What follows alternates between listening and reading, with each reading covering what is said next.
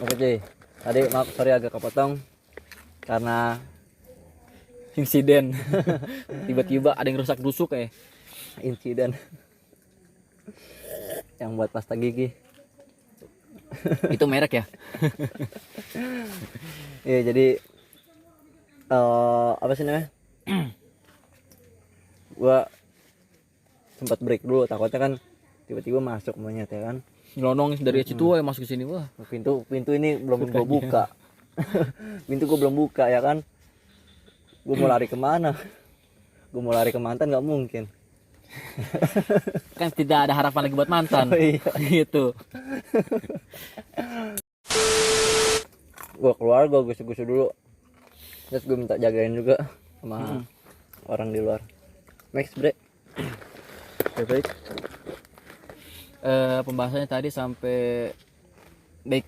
Jadi insyaallah pas ketika calon haji itu datang ke rumah Allah atau al-baitu Rabbi, rumahnya Tuhan. Dia pas ketika datang itu tahu bahwa di rumah itu tidak ada orang, makanya dia melakukan tawaf 7 kali. Nah, dengan niatan hati dia itu bersih dan benar-benar dia dalam keadaan tobat. Baik tobat di tobat nasuha, tobat untuk daripada dosa-dosa yang dilakukan maupun maksiat. Nah, untuk daripada dia niat untuk haji itu memang harus didasari daripada niat dulu. Niatnya harus bersih. Karena ini kan ditegaskan di dalam Al-Qur'an di surat Al-Baqarah ayat 196 maaf. Yang berbunyi wa atimul hajja wal umrata lillah. Dan sempurnakanlah haji hanya untuk niat karena Allah. Di sini dijelasin bahwa kita niat haji itu ya hanya Allah semata, tidak ada niat daripada duniawi. Jadi benar-benar kita bertuju fokus hanya pada Allah, tidak ada duniawi, pokoknya begitu. Nah, kenapa begitu? Karena untuk calon haji ini dia seharusnya kalau ingin melakukan haji sebaiknya dia melakukan atau meninggalkan perbuatan-perbuatan kecil. Dan itu diterangkan juga di surat Al-Baqarah, masih surat yang sama dan ayatnya hanya beda sedikit maju ke depan, yaitu ayat 197 yang berbunyi famang farada fihi nal hajja fala rafatha wala fusuqa wala jidala fil hajj.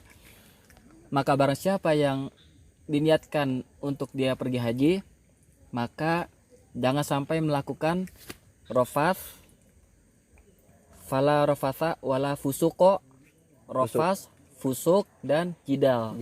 Nah, jangan sampai melakukan 3 hal ini.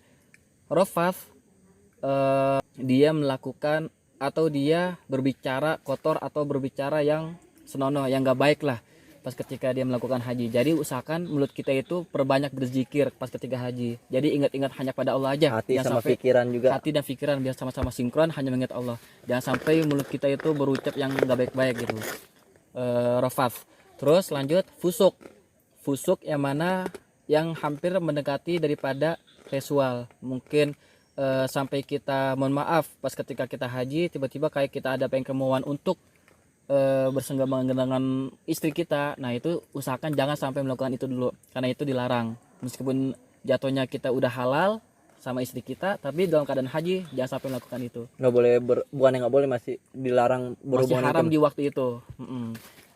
Itu fusuk. Dan yang terakhir jidal sama juga kayak tadi tapi lebih ke hawa nafsu, yang mana kalau kita datang ke haji itu dari seluruh orang-orang di dunia dan kita nggak tahu dong karakter atau fisik daripada setiap orang. Kita orang Indonesia yang kebanyakan itu tingginya sekitar 160-170 lah, dan kita ketemu di Ka'bah dengan orang lain pasti ada yang lebih tinggi dari kita. Ada yang lebih keker kan, yang namanya pergi haji bareng-bareng. Terus mungkin dia nggak sengaja segol kita sampai kita kejatuh dan kita kesel, keluar tuh hawa nafsu, kita kesel, kita marah, woi lu ngapain gini kan. Nah, usahakan jangan, kita sabar menjaga daripada sifat jidal. Nah, itu saking tingginya tuh orang gitu ya bro ya, saking tingginya pas. Jadi juga dapat cerita yang dari teman gua orang tuanya gitu ya kan. Pas nabrak mentok, pas dilihat tinggi banget, tau pintu kusen. Emang ada kusen ya? Ada kan pintu buat hotel kan dikasih buat tempat. Iya benar.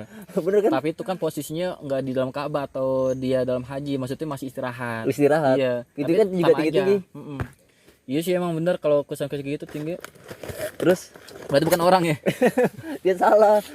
Wah tinggi banget, kepentok badannya gede ya kan, badan lebar gitu. Tahu-tahu kusen pintu. Atau kusen aduh. Nah, terus lanjut. Jadi usahakan kita jangan sampai melakukan 3 hal tersebut. Rafath, fusuk, dan jidal. Nah, insya Allah kalau kita tidak melakukan 3 hal tersebut dan Allah itu benar-benar menjamin dan kita yakin, maka perbuatan kita, haji kita itu dimabrurkan, yaitu atau diterima. Karena kan memang kalau kita jauh-jauh nih datang, khususnya di Indonesia, datang ke Mekah di Ka'bah itu, terus kita melakukan haji, tapi kayak seolah-olah kita tetap melakukan hal tersebut meskipun kita tidak keinginan, tapi namanya hati nggak ada yang tahu, keucap atau ini kan akhirnya nggak diterima, kan kasihan dan kita benar-benar merasa rugi. Malah jadi jatuhnya bukan haji mabrur, malah jatuh haji magrur pakai go. Nah, cuma beda huruf doang. Mabrur itu mabrur dengan magrur. Mabrur berarti haji yang diterima. Kalau magrur berarti haji yang tertipu atau tertolak. Makanya kan pas ketika si calon haji itu dia diniatkan dari hati bersih dan benar-benar hanya untuk Allah, maka dia dengan pede dan dengan menjiwai setiap kalimat yang berbunyi labbaik Allahumma labbaik labbaik la syarika lak labbaik. Yang mana arti daripada penggalan kalimat tersebut, aku penuhi panggilanmu ya Allah. Nah, jadi karena dia bersih hatinya, dia pede dan menjiwai. Nah, kalaupun memang ada orang yang pas ketika dia pergi haji, mungkin mohon maaf ketika dia pergi haji uang dananya itu mungkin dari korupsi. Nah, pas ketika dia ngucapin labbaik Allahumma labbaik, Allah jawab, la labbaik, tidak, aku tidak memanggilmu, aku tidak memenuhi panggilanmu. Jadi kan kayak seolah-olah kita tertolak. Jadi benar-benar ngenes, sakit hati kan, yang mana kita udah datang ke situ terus kita tolak. Ya udah. Atau ya pada intinya mata uangnya yang kecurangan konsepnya atau apalah yang haram gitu ya. Betul, kan. Makanya jadi kan ibaratnya mampu sebenarnya dia baik niatnya tapi caranya nggak baik. Itu dia makanya benar-benar yang disebut dengan kata mampu itu benar-benar asli dana atau uang dari dia atau apa gitu kan. Padahal sih kalau emang logikanya kalau kita pergi haji itu sebenarnya gratis, cuma kan kita di Indonesia nih, sedangkan Ka'bah di Mekah perlu banyak ada dana yang keluar untuk transportasinya. Nah, jadi emang akomodasinya jadi ya nggak sembarangan. Terus juga kebanyakan juga gini bre, yang udah haji dibilang misal namanya Pak siapa ya, sebentar gue bingung orangnya, wah nama gua nih gitu. Oke, Pak siapa, pokoknya Pak Anu. Pak Anu lah. Udah Pak Haji Anu udah pergi haji nih ya kan. Jalan set pergi haji, terus pas nyampe rumah tiba-tiba si Pak Haji Anu itu dipanggil sama tetangganya ya kan.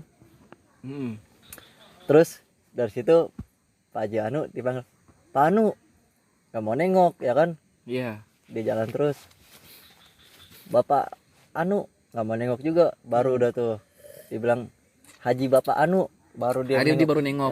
Nah itu gimana itu bre, kayak itu gitu bre. Iya masalahnya, karena kan memang orang-orang kita mungkin hanya melihat daripada gelar doang ya. Atau memang itu haji sebenarnya gelar atau? Kalau haji itu sendiri sih yang gue dengar dari Ustadz gua, memang haji itu hanya predikat atau gelar yang dikhususkan untuk orang-orang Melayu. Orang-orang Melayu lah, kayak ini kita Indonesia, terus Malaysia, Singapura dan sebagainya, itu orang Melayu. Nah, jadi yang bergelar haji cuma itu doang kan. Sedangkan yang benar-benar haji itu langsung dari predikat Allah yang ngasih, haji mabrur. Itu seharusnya. Dan orang yang udah pergi haji, pas ketika dia kembali lagi ke kampung halamannya, dia menjaga daripada predikat haji tersebut. Jadi benar-benar ngejaga perbuatannya, perilaku, ucapan segala macam. Nah, supaya orang-orang itu ngelihat bahwa dia haji benar-benar haji. Jadi bukan hanya sekedar namanya doang. Iya. Seharusnya, tapi kan memang kurangnya dari orang-orang kita ya begitu yang kita dengar itu ya. Palingan itu. Jadi gitu ya ceritanya, maksudnya kesimpulannya tuh maksudnya bukannya berarti kita semena-mena dipanggil haji terus nggak mau nengok, bukan kayak gitu ya kan. Iya. Jadi Udah kalau misalnya seharusnya. nama dipanggil nama ya nengok aja ya kan. Nengok aja, cuma kan itu lebih ke perasaan aja, dan kita sebagai orang yang mungkin lebih muda dan dia tua, dan mungkin karena emang kita takut apa menjaga perasaannya aja sih, palingan jadi kita tambahin haji. Bahkan orang yang nggak Kalau kita belum pakai haji bapak, aja, ya, bapak sih sebenarnya sama aja bapak ini, cuma kan yang orang nggak haji aja pun kita manggil Pak Haji. bapak Sin gitu. Bapak Sin, Apa bu Sin. Pak Sin, sama Bu Sin. Oh, itu dia. Anaknya siapa? Anaknya Sin Sin Tong Yong. Hmm. Kesimpulannya bukan kesimpulan yang tadi gue udah dapat, alhamdulillah ilmu yang dari lo, dari haji mabrur, terus lempar jumroh ya. Oh tadi juga Belum. sama juga lempar Udah. jumroh. Lempar jumroh udah ya. Ada kegiatan lempar jumroh, tawaf, Tawaf, terus fusuk dari ya tiga pokoknya tiga hal yang tiga hal dilarang itu, untuk semacam dilakukan. fusuk, jidal yang lainnya gitu. Nah, ini ada yang belum Bre, maksudnya gue mau nanya ke lu dan minta bahasan di negara kita, khususnya Indonesia nih kan. Di Indonesia itu kan putung putung rokok apa putung apa nih, putung potong korban. Oh, potong. Iya. Bukan potong kue, Beda lagi potong. beda lagi. kurma. Kalau potong kue dia nambah umur. Panjang umur. Oh iya, panjang umur. Ulang tahun maksudnya. Heeh. Nah, potong korban yang dimana tuh Indonesia tuh potong korban yaitu sapi, kambing, domba atau kerbau kan. Dan kalau misalkan di khususnya di negara Arab Saudi ya kan, yang dimana letaknya itu negara yang agamis gitu. Dan itu sependengaran gua, atau misalnya gua salah lu boleh arahin gua, itu dia potong kuku, potong rambut itu dilarang gitu. Maksudnya maknanya tuh kayak semacam apa, dia apa sama seperti halnya kayak kita kan potong korban kambing, dia unta gitu, atau gimana tuh Bre? Jadi sebenarnya kalau Terus untuk potong kuku nggak boleh sampai itu gimana? Nah, jadi sebenarnya kalau untuk ukuran kurban itu sendiri, sekiranya dia itu sudah bobotnya itu lebih dari berapa kilo, ada di ini siapa namanya, fikih daripada Imam Imam Syafi'i itu. Nah, jadi emang ada ukurannya. Kalau kita pengen kurban tapi kurban ayam nggak diterima. Ayam ya nggak terima. Makanya kan yang dikurban itu, kalau dari kisahnya Nabi Ismail dan Nabi Ibrahim kan domba ya. Nah, jadi yang bisa dikorbankan itu ya kambing, domba, sapi, unta. Nah, kalaupun memang di Arab itu ada sapi, silakan sapi. Kalaupun memang ada orang yang mampunya cuma sapi atau kambing ya silakan. Tapi memang ada juga yang korbannya onta, karena onta itu di atas dari derajat itu di atas daripada sapi dan kambing. Onta. Sebentar, sebelum dilanjut, kalau sapi itu yang sependengaran dan gue tahu itu kan dia menolong kayak misalkan kambing ya kan, dalam arti itu konsep itu kita motong kurban kambing itu kita di jembatan Shiratal Mustaqim, nanti yang di pertolongan itu si kambing itu ya kan. Iya. Untuk si sapi, dari si sapi itu maksimal itu 7 orang, kalau untuk si kambing 1 orang Belinya ya satu kan? orang. Nah kalau untuk si unta ini berapa orang, atau satu RT atau Nah, berapa? kalau yang unta ini ya, Heeh. jadi kan kalau dari sapi atau unta yang derajatnya lebih tinggi, derajat kurbannya lebih tinggi daripada sapi, ya berarti lebih dari 7 orang dong. Bisa sampai mungkin 10 orang atau mungkin sampai 15, tapi nggak nyampe 15 sih, kayak palingan di atas 10 atau kurang dari 15. Nah, itu siap. palingan untuk bahasa kita patungan ya. Begitu palingan kalau untuk ukuran kurban. Nah, terus pas ketika dia pergi haji, kayak nggak boleh nyukur kuku maupun nggak boleh nyukur rambut, itu pas ketika sudah selesai melakukan tawaf. Nah, kalau sudah melakukan tawaf yang laki-laki memang benar-benar kudu nyukur. Nah, minimal Jadi 3 maksudnya, helai. nyukur dulu atau jangan dicukur dulu? Jangan cukur dulu. Jadi dalam keadaan dia melakukan tawaf atau melakukan haji dulu. Nah, setelah itu baru dia cukur rambut. 3 helai. Kurban ya minimal 3 helai. Minimal 3 helai. Tapi kebanyakan memang kan orang yang sudah pergi haji pengennya dibotakin aja lah, Iya. emang lebih bagus aja atau Lebih lebih rapih, ya udah sekalian gitu potongin rambut dan potongin kuku gitu. Dan itu masuk sunahnya Nabi atau dapat Masuk pahala sunahnya. sunahnya Nabi ya. Masuk sunahnya juga. Masya Allah, tabarakallah. Indah keagungan Islam ya guys. Bener-bener detail gitu kan, bener-bener lihat bukan hanya sekedar apa namanya mengikuti daripada ajaran, tapi juga ada makna di dalam ajaran tersebut gitu. Si kambing ini bobotnya kan, maksudnya kan kita nggak boleh sembarangan tuh. Iya. Si sapi atau si kambing maupun domba lah intinya. Hmm. Kita nggak boleh sembarangan pilih, bang atau kang saya pengen beli kambing gitu ya kan. Itu ada dikhususin kan. Dan nggak boleh nih bre, kita nggak boleh beli kambing di Kuningan. Di Kuningan, iya. Iya. Ya nggak boleh lah Apa? di Kuningan. Maksudnya kan kayak dililit pakai kuningan gitu kan? Bukan berat, maksudnya kan Kuningan berat. Oh, bukan Kuningan Cirebon. Ini maksudnya apa namanya karena di buat barang-barang itu kan ya, kalau diukur atau diberatin berapa ini kan nggak boleh di Kuningan. Iya. Nggak boleh tuh. Kalau bukan Kuningan Cirebon ya. Apa Kuningan Jakarta? Jadi itu gimana tuh bre? Kalau untuk kayak gitu tuh, si kambing atau sapi maksudnya dalam keadaan sehat maksimal berapa kilo dan umurnya ada emang ditentuin hadisnya layaknya berapa? Kisaran gitu, asumsi lah. Kalau untuk Kalau setahu gue ya, misalnya, kalau setahu gue, jadi emang belum terlalu paham banget soal berapa ukuran atau berapa usia daripada hewan kambing yang sudah pengen dikurban itu, nggak tahu. Jadi palingnya kalau setahu gue, yang penting si yang mau dikorbankan ini dia itu jantan, nggak boleh betina. Oh, nggak boleh betina. Nggak boleh betina, harus jantan. Karena kan kalau betina itu dia pastinya akan berkembang biak lagi, akan melahirkan lagi. Sedangkan jantan kan ini langsung aja bisa gitu kan. Tapi bener sih, kambing jantan tuh lebih banyakan tuh berkorban gitu. Karena kalau misalnya kambing betina mana mau berkorban. Ya kan? Kambing betina. Kebanyakan tuh kambing jantan yang berkorban gitu ya kan? Kita emang ngelihat realitanya aja begitu ya. Iya. Terlalu banyak yang berkorban itu kambing jantan. Kebanyakan. Kambing betina enggak. Nah, bukan enggak sih. Nggak Ada sebagian. Ada sebagian tapi sedikit. Iya. Emang bener kambing jantan itu power. Itu dia. Kalau ciri-cirinya juga harus sehat gitu ya bre ya. Oh iya tentu. Sehat terus apa namanya nggak boleh ada cacat atau virus ini kan. Makanya kan kalau apalagi sekarang nih yang ibaratnya ada virus COVID, makanya kan ada beberapa hewan-hewan kurban yang sebelum disembelih dia dites dulu apakah ini layak untuk disembelih dan pasti kan bakal dikonsumsi kan, makanya dites dulu. Kalaupun memang dia negatif atau terhindar daripada virus atau penyakit, ya bisa dikorbanin.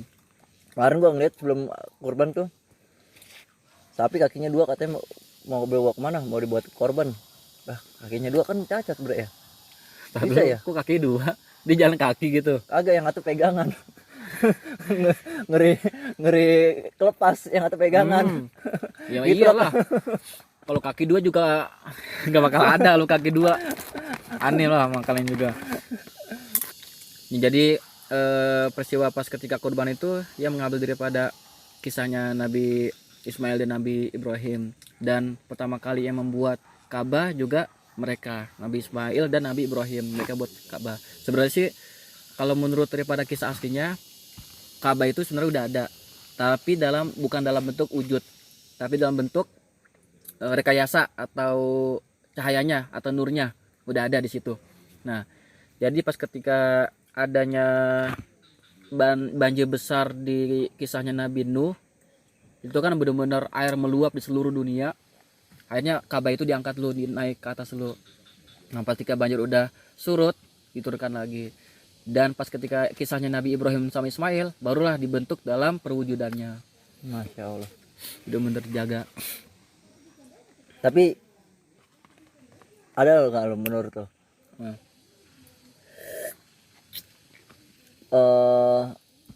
sapi apa yang nggak kenyang-kenyang? Sapi yang nggak kenyang-kenyang. Sapi dermen, gue bukan sapi dermen. Sapi apaan? Sapi ring bersepuluh. Buset, sapi biru buat 10 orang.